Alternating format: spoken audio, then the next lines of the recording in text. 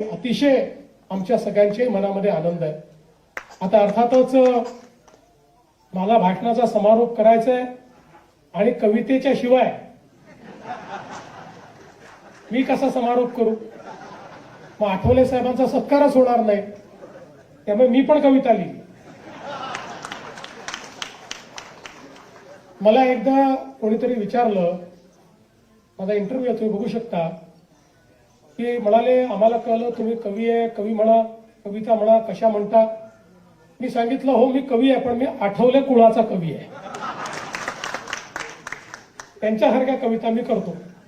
त्यामुळे मी एक आठवले साहेबांच्या करता एक छोटीशी कविता लिहिली आहे, तिचं वाचन करून मी माझं बोलणं संपवणार आहे।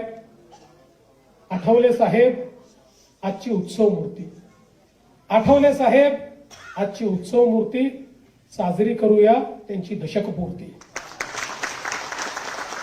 संघर्षातून तयार झाले त्यांचे नेतृत्व, संघर्षातून तयार झाले त्यांचे नेतृत्व, मोदी सरकारमध्ये दिसते त्यांचे कर्तृत्व।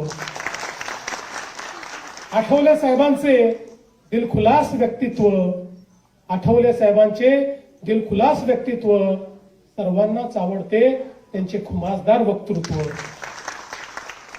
कोणत्याही संकटात ते दिसतात स्थितप्रज्ञ, कोणत्याही संकटात ते दिसतात स्थितप्रज्ञ, पण साहेब आमचे राजकीय हवामान तज्ञ।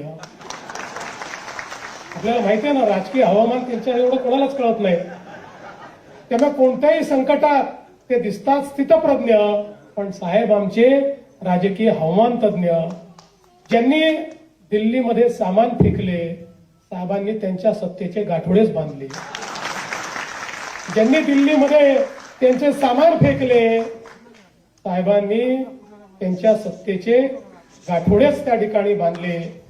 आणि आठवले साहेब म्हणजे दिलदार मित्र, आठवले साहेब म्हणजे दिलदार मित्र, दोस्तीचे आणि प्रेमाचे पसरवतात इत्र।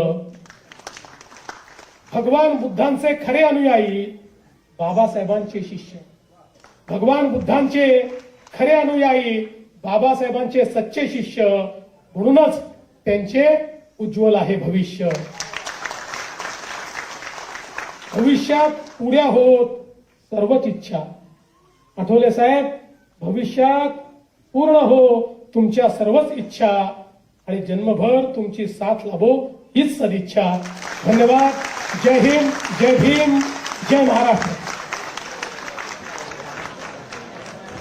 खाली बसा, खाली बसा।